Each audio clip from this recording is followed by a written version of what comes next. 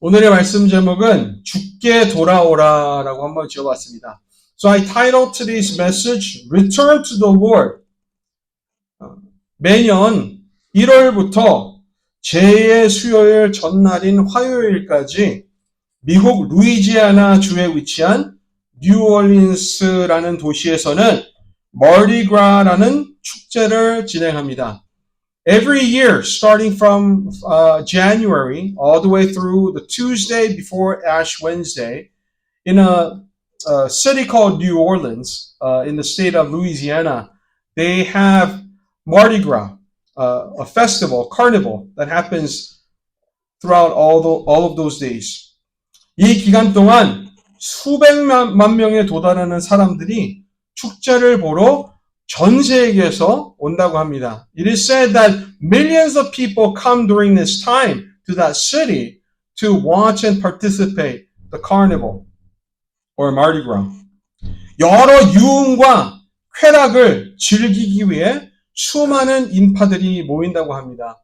To celebrate, to experience many different carnal pleasures and indulgence, crowd come together to that one location. 그런데 여러분, 이 Mardi Gras라는 말의 뜻을 아십니까? But do you know the meaning of the expression or the name Mardi Gras? 아시는 분? Anyone know? Fat Tuesday. 기름진 화요일이라는 뜻입니다. It means just like a fat of a meat. Tuesday. 여러분, 이 말이 어떻게 생기게 되었는지 아십니까? Do you know how this name came about? 아주 오래전 중세기 때 유럽에서는 사람들이 사순절이 시작되면 기름진 음식을 먹지 못하고 40일 동안 금식을 하거나 경건한 삶을 살아야 했기 때문에 그 전에 마음껏 먹고 마시고 즐기자라는 뜻에서 유래되었다고 해요. It is said that this came about during about the medieval times in Europe because once the Lent season begins, people are not able to eat and drink and be merry. Henceforth, they set a date all the way up till day before Ash Wednesday to do that. To satisfy themselves with fatty foods and indulgence. 그런데 여러분, 이 이슈에 대해서 우리가 한번 깊게 생각해 봤으면 좋겠습니다. But I would like for us to consider this issue and think about it in a deeper manner. 여러분, 그렇게 유흥과 쾌락을 즐기고 사순절을 맞이하는 것이 과연 좋은 방법이라고 생각이 드십니까? Do you suppose that spending all of those days in pleasure, in indulgence, all the way up to the day before Ash Wednesday, eating, drinking, and being merry, just before you start the Lent season, is that the right way to prepare and enter into the season? 우리 주님이신 예수님은요, 죄로 가득한 이 세상에 오셔서 지상 사역을 하시기 전 40일 동안을 광야에서 지내셨어요. 그렇죠? Our Lord came to this world and before he started his earthly ministry, he spent 40 days living out in the wilderness, preparing his start of earthly ministry. 광야에서 지내시면서 금식하셨어요. As he spent 40 days in the wilderness, he fasted. 그리고 심지어 마귀에게 시험받기까지 하셨어요. Not only that, he was tempted by the devil. Right? 그렇게 준비하셨어요. He prepared his earthly ministry in that manner, in that way. 그런데 주를 믿는다고 하는 사람들은 내가 하고 싶은 것을 하지 못한다고 사순절이 시작하기 전까지 유흥을 즐기고 쾌락을 즐기고 마음껏 먹고 마시고 즐기는 것이 말이 된다고 생각이 드십니까? But for those of you who claim to believe in our Lord and Savior Jesus Christ, does it make sense to you that before the Lent begins, that you should spend all the time in the world doing all the things that you wanted, in pursuing pleasures, indulgences, knowing that you can't do that during the Lent season? 여러분, 사순절이 어떤 절기라고 생각이 드십니까? What is Lent? What is Lent?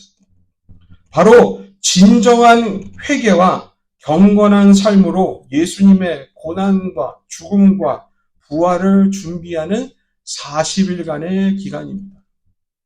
It is the 40 days before Easter, reminiscing, reflecting, and thinking about our Lord's suffering, His death on the cross, and His resurrection. 그래서 때로는 사람들이 금식하며 사순절을 맞이하는 분들도 종종 계십니다. So that's the reason why sometimes you would encounter some people participating in fasting during this time. 음식만 금식하는 것이 아니라 내가 항상 해왔던, 내가 즐기던 것을 금식하는 그런 사례도 참 많이 있습니다. It's not just the fasting of food, but sometimes fasting of certain things that you tend to be kind of like into. 그만큼 주를 믿는 모든 자들과 교회에 매우 중요한 절기이기도 합니다. So it goes to tell you that this season of Lent is more meaningful and significant than what you would have initially thought of. 여러분, 사순절을 시작하는 수요일을 왜 죄의 수요일이라고 하는지 아십니까? Do you know why the Wednesday that begins the Lent season, do you know why it is called Ash Wednesday? 그 이유는 죄라는 것으로 흙을 의미하는데 우리가 흙으로 만들어지고 흙으로 돌아간다는 것이 바로 인간이라는 것을 기억하기 위해 죄를 활용하는 것입니다. The reason why it's called Ash Wednesday is to remind ourselves that we're nothing but dust. We were made from dust and we will return to as a dust. Right? 죄는 인간이 죽을 수밖에 없는 존재라는 것을 알려주기도 합니다. And ash also reminds us that humans inevitably would have to die one day. 또 구약 시대 때는 회개할 때 베옷을 입고 금식하며 기도를 했는데 머리에다 죄를 덮었었습니다. Now during the Old Testament times, when somebody was repenting, they used to put on a sackcloth and they used to fast. And on top of their head, they would throw ashes. That's how they demonstrated repentance. 또 이 같은 이유로 천주교에서는 죄의 수요일 미사를 참석한 자들의 이마에 종려 나뭇가지를 태워 만든 재로 이마에다 십자가를 그려주는데 그리하여 회개한 자들이 그리스도로 인해 새로운 삶을 얻게 되었다는 의미를 부여하기도 합니다. And that is the reason why the Roman Catholic Church has established a practice where after the Ash Wednesday Mass, the priest would mark cross from the ash that was made by the burning of the palm branches, because it also signified new life that was given through Christ. Through Christ, that is. 여기서 잠깐. So let's take a pause for a moment. 나는 또 여러분들은 머리그라를 가지도 않았는데 왜 이 같은 말을 하고 있는지 의문이 드시지는 않으십니까? I'm pretty sure all of you here have never been on or been to a Mardi Gras. So does it make you wonder, why am I being so emphatic about this topic? 여기 계신 그 누구도 마르디그라가 무엇인지 혹은 알아도 가지 않으셨는데 이 같은 말씀을 드리는 이유는 우리 또한 하루하루를 살면서 주일 같은 특별한 날 외에는 교회 같은 특별한 장소 외에서는 주를 믿지 않는 사람들과 별반 다르지 않게 삶을 살아가고 있는지는 아는 것인지 생각해 보자는 거예요. The reason why I bring this up as a topic is because whether you know what Mardi Gras was in the past or not, or whether you have been to one or not, the reason why I bring up is because I'm wondering if we think of ourselves as believers who pretend to be holy and devoted and devout only in days like Sundays, only in places like church. I want us to think deeply about that. 예를 들어서 말씀을 드릴게요. Let me give you an example. 평상시에는 남욕할 거 다 하고 남들처럼 화낼 거 다 내고 불친절하고 인내심 없고 아무 선행도 하지 않고 말도 거칠게 하고 나만 생각하다 주일만 되면 거룩한 척, 교회에서만 거룩한 척하는 것이 머리그라에서 유흥과 쾌락과 마음껏 제수요일이 다가오기까지 즐기는 세상 사람들과 무엇이 다르냐는 거예요. I'm trying to ask you, if you live your everyday life, living just like how others would, cursing others, being angry on others, being unkind to others, being impatient with others, not doing any type of good deeds to others, talking harshly against others, thinking only of yourself, and pretend to be devout and holy only during Sundays, only at church. Now, can you tell me if that would be any different than those participating in Mardi Gras all the way up till Ash Wednesday? How would that be different? 여러분, 이것이 진정한 회개입니까? Is that true repentance? 여러분, 주를 믿는다고 하는 사람들이 살면서 가장 큰 착각 중에 하나가 무엇인지 아십니까? Do you know what is one of the biggest misconceptions that many professing believers tend to possess? 그것은요, 바로 내가 내 뜻대로, 내가 생각하는 대로, 내 마음 가는 대로 살다 주님 오시기 바로 전에 회개해서 천국 가면 되지라고 생각하는 거예요.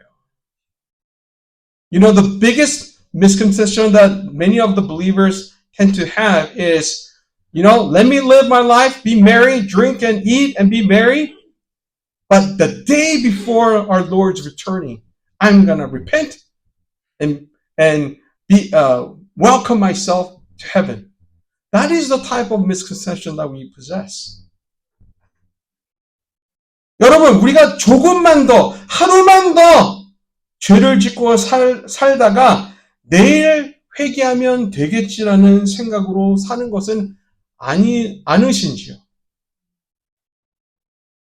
Don't some of you, or even including myself, don't you tend to live your life? God will be okay with this, just for today. Just for today. He'll be okay if I repent tomorrow. Isn't that the mindset that we possess? 여러분, 지난주 누가복음 10장에서 16장까지 읽었던 내용들을 한번 잘 되새겨 보시기 바랍니다. Reflect back on all those chapters that you have read in the Gospel of Luke from chapter 10 through chapter 16. 여러분, 지난주에 만약에 매일 복음서를 읽으셨다면 주님께서 여러 장에 마지막 날에 대해서 언급하셨다는 것을 우리가 알 수 있습니다. 그렇죠? If you have been following along, then you come to realize that in many different chapters, just within past week, our Lord himself had been mentioning about the last days several times. 그 중에 누가복음 12장에 나온 어리석은 부자의 비유를 한번 기억해 보세요. And out of all different occasions, recall back to the parable that Jesus gave about a foolish rich man. recorded in Luke chapter 12. 이 사람은 많은 곡식이 있었습니다. He had lots and lots of grain.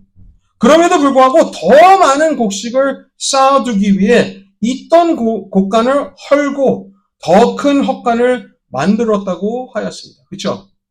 Even though he already had plenty, he wanted more. Henceforth, he destroyed the storage barn that he had to build a larger one. 그리고 이렇게 말합니다. And he says the following. 물건을 많이 쌓아두었으니 나중에 편안히 쉬고 먹고 마시고 즐거워하자.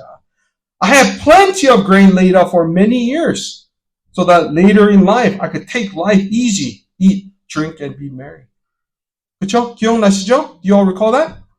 그런데 하나님께서 그의 생각과 달리 무슨 말씀을 하십니까? But contrary to his plan, his thoughts, how does God respond to his plan? 어리석은 자여 오늘 밤에 내 영혼을 도로 찾으리니 그러면 내 준비한 것이 누구의 것이 되겠느냐? You fool, he says, this very night your life will be demanded from you. Then who will get what you have prepared for yourself?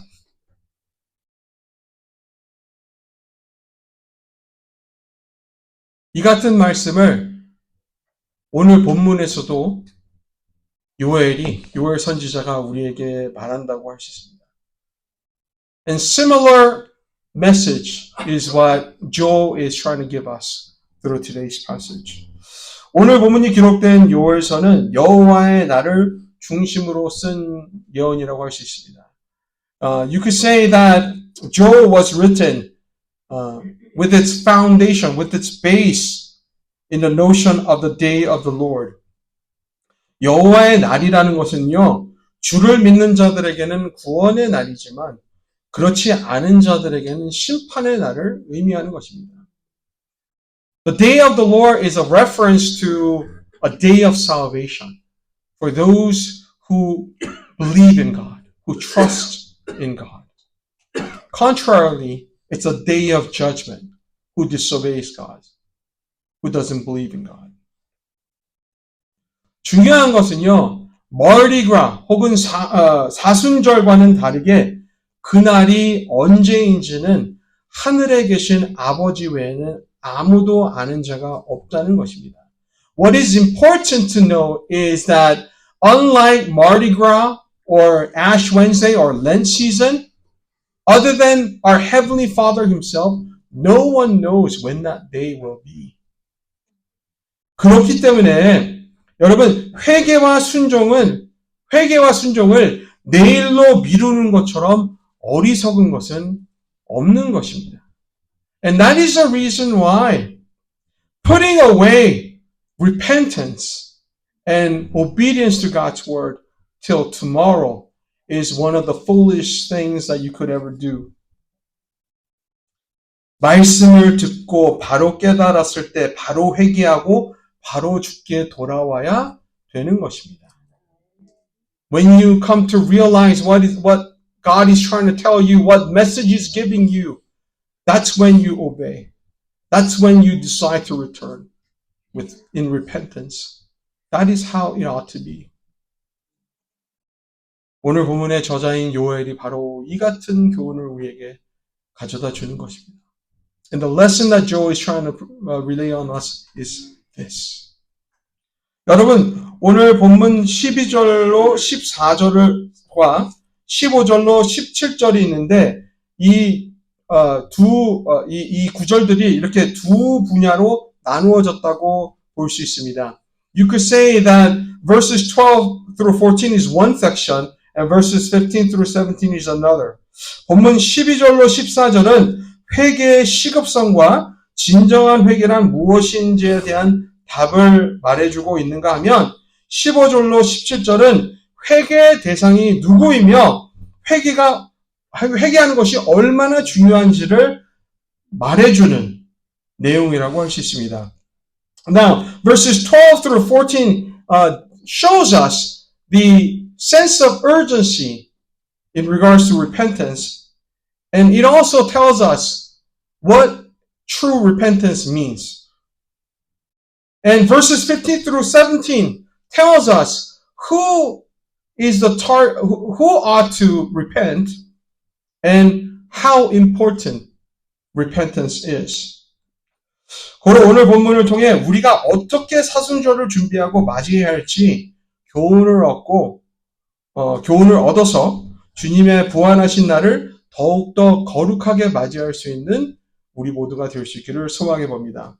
So, I'm hoping that with the lessons that we learn, we interlent preparing for the Easter, for the resurrection day in a utmost holy manner. 여러분 본문 12절을 보겠습니다. Now let's take a look at verse 12 of today's passage.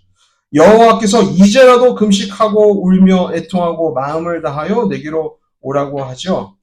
He says, even now declares the Lord, return to me with all your heart, with fasting and weeping and mourning. 이 본문만 봐도 어떻게 보더라도 회개는 시급한 문제라는 것을 우리가 알 수 있습니다. No matter how you would read this passage, you soon pick up that he's talking about repentance as an urgent manner. 그렇죠? 또 주님께 돌아오라라고 하는 말이 바로 회개하라는 말과 동일합니다. And just keep in mind that return to the Lord is equivalent to the meaning of repentance.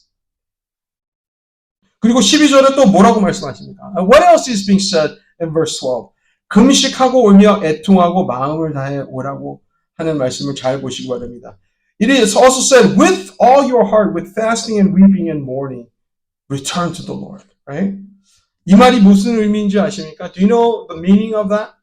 이 말은 입으로만 하는 회개가 아닌 삶으로 보여주는 회개를 하라는 말씀이에요. This is God's way of saying, don't just say that you repent, do it, show it. 그리고 이어서 13절 상반절을 한번 보겠습니다. Now let's continue on looking at the verse 13, only the first part. 너희는 옷을 찢지 말고 마음을 찢고 너희 하나님 여호와께로 돌아올지어다라고 하죠. Rend your heart and not your garment. Rend meaning tear your heart. Return to Lord your God, he says. 이 말은 겉으로 보여지기 위해 회개가 아닌 내면 속 깊은 곳에서부터 하는 회개를 의미하는 것입니다. What this entails is the repentance, not only for a show, but a genuine repentance from the heart. 다시 말하자면요, 예배 때만, 기도할 때만, 교회에서만 남들에게 보여주기 위한 회개가 아닌 진정한 회개를 말하는 것입니다. In other words, it means that it is not a repentance that you do it for show, only during worship, only during prayer, or only at the church, but instead a genuine repentance from the heart. 여러분, 성경에서 가장 크게 회개하는 장면이 있다면 어디서 찾아볼 수 있다고 생각하십니까? Now, if you were to search for the greatest manifestation of repentance, where would you find it in the entire Bible? Anybody? 아시는 분? 요나서에 있습니다. It can be found in the book of Jonah. 공교롭게도 이스라엘의 회개하는 모습이 아니라 이스라엘의 원수인 아수르 제국의 수도인 니느웨 백성들이 보여준 회개였습니다. What's ironic about the show of repentance is that it wasn't done by Israel. It was actually done by Israel's enemy, the Assyrian Empire, from the city of Nineveh. People of Nineveh. 성도 여러분, 요나서 3장을 보면요. 요나 선지자가 이번엔 하나님께서 명령하신 대로 니느웨로 들어가 그들을 향해 하나님께서 말씀하라고 한 예언을, 하나님의 심판에 대한 예언을 합니다. If you were to read Jonah chapter 3, you will come to encounter now Jonah, having learned his lessons, enters the city of Nineveh, goes right into the middle of it, and starts shouting out what God has commanded him to say regarding his judgment against them. 이 말을 들은 니느웨 왕을 비롯해 그 도시의 모든 백성, 심지어 짐승들까지 금식하게 하며 베옷을 입게 하고 제 위에 앉았다고 기록하였습니다. And it is said that when people of Nineveh heard, the entire people, including the king, not only that, even the animals were given sackcloth to wear, fasted, and also set on ashes. 성경 그 어디에도 이처럼 크게 회개하는 모습을 보여준 사례가 없습니다. There's nowhere in the Bible that you would encounter manifestation of repentance as great as from the people of Nineveh. 학자들의 말에 의하면 주전 760년도쯤에 요나 선지자가 예언을 했다고 해요. It is said by the scholars that around like 760 BC was when Jonah entered Nineveh and started declaring God's judgment against them. 그런데 중요한 것은 그렇게 성대하게 회개하는 모습을 보여주었음에도 불구하고 한 150년도가 지나지 않은 주전 609년도에 결국 하나님의 심판을 받고 바벨론 제국에 의해 멸망하게 됩니다. But about 150 years passes after them showing this grand manifestation of repentance. And nevertheless, in 609 BC, God's judgment is poured onto them, against them. And Nineveh falls under the Babylonian Empire. 그러니 그들이 그렇게 성대하게 회개한 것이 진정한 회개였다고 말할 수 있을까요? So, could you say from this whole ordeal, historical event, could you say that just because they have shown grand manifestation of repentance, could you say that that was a genuine repentance? 여러분, 왜 그렇게 회개에 대해 강조하는지 한번 생각해 보시길 바랍니다. Think deeply about the reasons why the emphasis is being put on repenting. 왜 그렇습니까? Why is it? 왜냐하면 우리는 하나님 앞에서 죄인이기 때문 아니겠습니까? Isn't it because before God we are all sinners? 그렇다면 우리가 하나님 앞에서 잘못을 했다면 하나님은 우리에게 두려운 존재가 대상이 되어야 되는 것 아니겠습니까? So if our relationship with God is that of a God and sinners, then shouldn't we fear Him? Shouldn't we be terrorized by Him? 그런데 본문 13절 후반절을 보면요. 하나님의 성품에 대해 이 같은 말을 합니다. But contrary to our notion, if you were to look at the latter part of verse 13, Joel talks about God's attributes in this manner. 주는 은혜로우시며 자비로우시며 노하기를 더디하시며 인애가 크시사 뜻을 돌이켜 재앙을 내리지 않는 분임을 우리에게 말해줍니다. Joel writes that God is gracious, compassionate, slow to anger, abounding in love, and He relents from sending calamity. 그러므로 하나님은 우리에게 협박을 하거나 회개를 강요하는 분이 아니라는 사실 또한 기억하셨으면 좋겠습니다. So please remember that God is not trying to threaten us to repent, nor He's trying to force us. 하나님은요, 그의 성품으로 잘못된 것을 올바르게 바로잡아 주시기를 원하십니다. God wants to make what has gone wrong back to being right. 우리의 죄로 인한 벌하심과 정죄함으로부터 구원해 주시기를 원하십니다. He wants to save us from His judgment. He wants to save us from eternal condemnation. 우리가 주께 돌아옴으로 보호받을 수 있게 해주시기를 원하십니다. He wants to protect us by us returning to Him. 자신의 사랑을 주시고 축복해 주시기를 원하십니다. He wants to show us His love and He wants to bless us. 그렇기 때문에 하나님을 믿는 자들은 진정한 회개로 주께 돌아가야 되는 것입니다. And that is the reason why those who are truly repentant must genuinely return to God. 이렇게 진정한 회개하는 자들은 하나님의 용서를 소망할 수 있게 됩니다. Such people with a genuine repentance could now hope for the Lord. 그 소망을 본문 14절의 저자가 질문으로 말해줍니다. And that hope is laid down in a form of a question in verse 14. 주께서 혹시 마음과 뜻을 돌이키시고 그 뒤에 복을 내리사 너희 하나님 여호와께 소제와 전제를 드리게 하지 아니하실는지 누가 알겠느냐?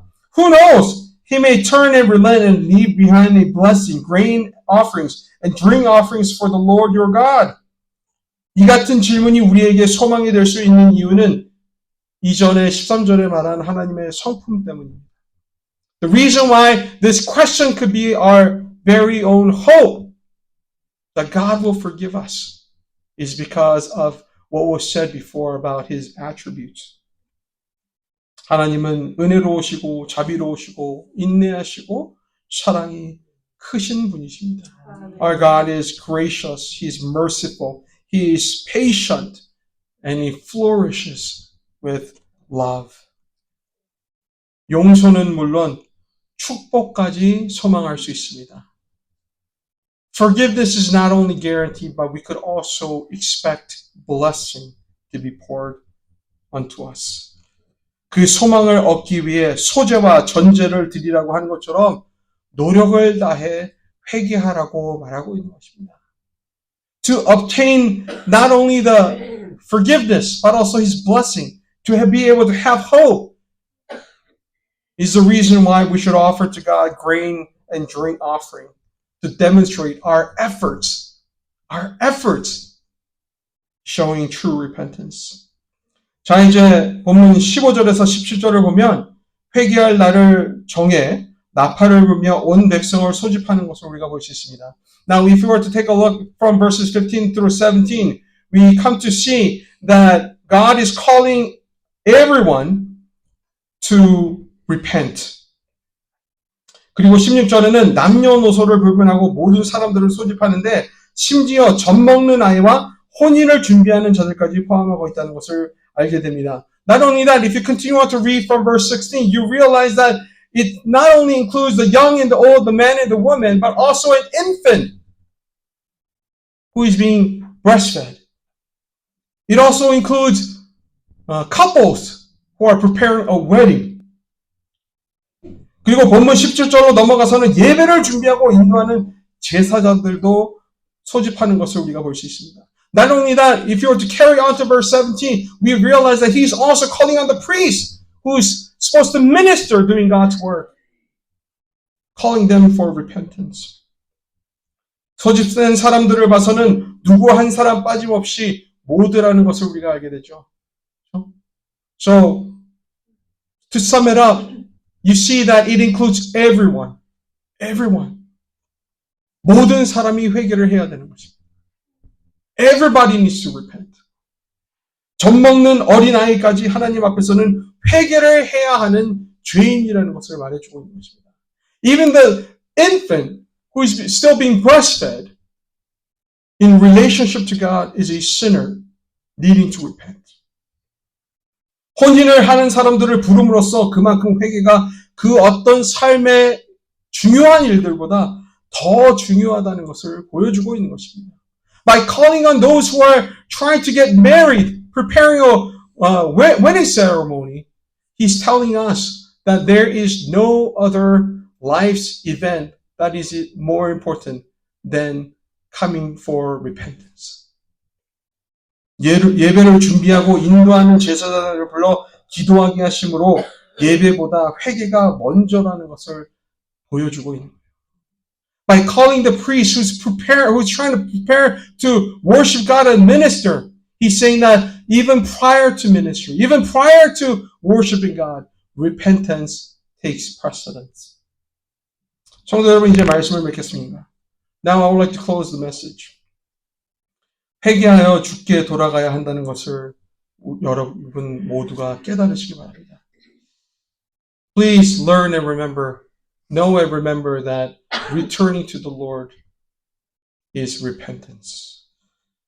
어느 일정한 사람이 아닌 우리 모두 회개로 주께 돌아가야 된다는 사실을 잊지 마시기 바랍니다. It doesn't leave out any particular individual. It's not only selective of few, but it includes everyone needing to repent. 주께 돌아가는 것이 먼저입니다. Returning to the Lord is first. 진정한 회개로 나아가야 됩니다. The repentance ought to be genuine.